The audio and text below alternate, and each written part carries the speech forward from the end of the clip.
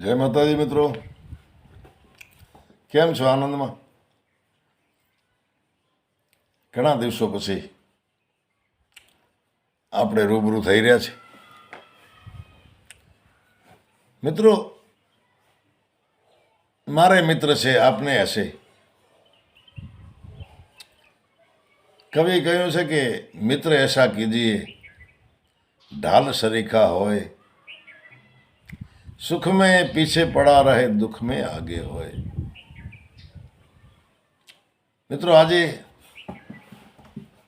બે મિત્રોની વાત કરવી.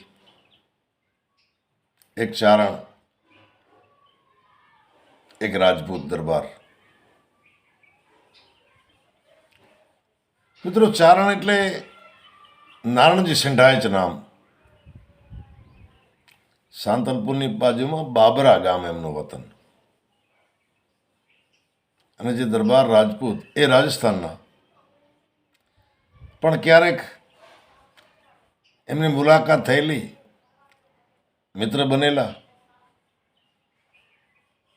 અવારનવાર મળે પણ ખરા. હવે આ દરબાર જે હતા એમના દીકરાનો સગપણ રાજકોટ શહેરમાં કરેલો, એમની જ જ્ઞાતિમાં. એમના કોઈ જૂના સગા હશે, એમાં સગાઈ કરેલી. અને આ રાજસ્થાનવાળા જે હતા એ પોતાના દીકરાની જાન જોડી રાજકોટ જાય. રસ્તામાં નારણજી સંઢાયચનું ગામ પડે. ત્યાં રોકાણ કર્યું 2-4 કલાકનું. અને પોતાના મિત્ર નારણજી સંઢાયચને જાનમાં તેડી જવા માટેનો આગ્રહ કર્યો. અને નારણજી જાનમાં ગયા.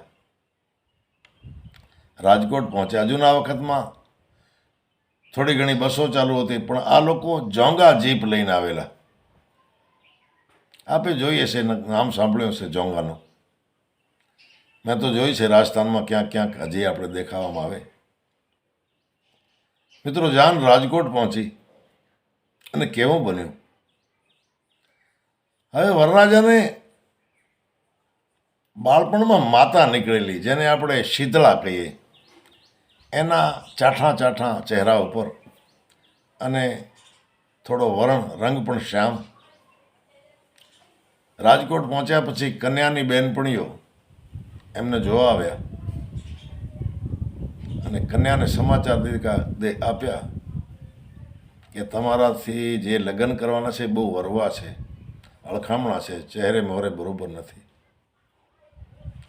દીકરી પણ ખાનદાન ઘરના, પણ શું સૂઝ્યું, એમણે લગ્ન કરવાની ઘસીને ના પાડી દીધી. મા બાપને કહ્યું કે મને જો અહીંયા પરણાવશો તો આત્મહત્યા કરીને મરીશ, અથવા તો મારી બહેનપણીઓને કહું પોલીસ લઈ આવે. મિત્રો, કામ બગડી ગયું બધું.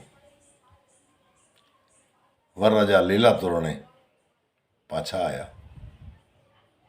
જાન પાછી વળી. વરરાજાના બાપને એમ થાય કે આ ધરતી જો જગ્યા આપે તો ખમાઈ જાઉં. વતનમાં જઈ ગામમાં મોઢું શું બતાવીશ. એકબીજાથી કોઈ બોલતા નથી. અને આ બધા જ્યારે પાછા બાબરા સાંતલપુરની બાજુમાં જ્યારે આવ્યા, ત્યારે એ જ નારણજીના ઘરે નારણજી એમને જમવાનો આગ્રહ કર્યો. જમાડ્યા. અને પોતાના મિત્રને કહ્યું, દરબાર, ઘરમાં બાજરી ઘણીએ છે, બાજરો, રોટલાની કમી નથી. હું 2 દિવસ બહારગામ જાઉં છું, ના આવું ત્યાં સુધી મારી રાહ જોજો. મિત્રો, નારણજી સંઢાયચે ઘોડા ઉપર પલાણ માંડ્યા. એમના ઘણા મિત્રો હતા વાગડ કચ્છ પ્રદેશમાં. ત્યાં કોઈ મિત્રને ત્યાં ગયા, વાત નાખી કે એક અસલ ક્ષત્રિય એને ઝેર ખાઈને મરવાનો વારો આવ્યો છે. હું નારણ હંડાજ આપની પાસે માંગણી કરવા આવ્યો છું, દીકરી આપો. મિત્રો, એ નારણજીનું વેણ વાગડના દરબારોએ રાખ્યું. અને કન્યા જે છે એ જે લીલા તોરણેથી જાન પાછી જતી હતી રાજસ્થાનવાળાની, એને કન્યા નારણજીના કહેવાથી આપી. નારણજી ફરીને પાછા બાબરા ગયા. મિત્રને કહ્યું ચાલો એ જ જોંગા ગાડીમાં જઈ 4 ફેરા થયા, લગ્ન થયા અને કન્યાને તેડીને ફરીને જ્યારે એ બાબરા આવ્યા ત્યારે કહેવાય છે કે ટોટલ 9 કે 10 જાનૈયા હતા અને એ એમના પરિવારના હતા. એ બધાને નારણજીએ પ્રતિજ્ઞા લેવડાવી કે હું ચારણ છું, આ મારી માળા છે. બધાએ પ્રતિજ્ઞા લ્યો, સોગંદ ખાઓ કે ક્યાંય મોઢામાંથી આવી વાત નહીં કાઢો કે આ કન્યા રાજકોટવાળા નથી પણ બીજા છે. મિત્રો, એક મિત્રની શરમ ઢાંકવા માટે, એમની ઇજ્જત રાખવા માટે, એમને મરતા બચાવવા માટે એક ચારણ મિત્રે કેવું મોટું કામ કર્યું. આપણે વિચાર કરો કે ચારણના બોલ રાખનારા વાગડના કચ્છના દરબારોને પણ ધન્યવાદ. અને આવા ચારણ જે એક રાજપૂતને મરચો બચાવ્યો, જેની ઇજ્જત રહી ગઈ. એટલે મિત્રો કહેવાય છે કે નામ રહતા ઠાકરા, નાણાં નહીં રહંત, કીર્તિ કેના કોટડા, એ તો પાડ્યા નહીં પડંત.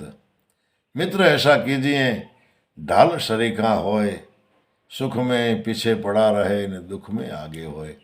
તો મિત્રો, એ કેવા મોટા ગજાના માણસો હશે આ નારણજી સંઢાઈ જેવા.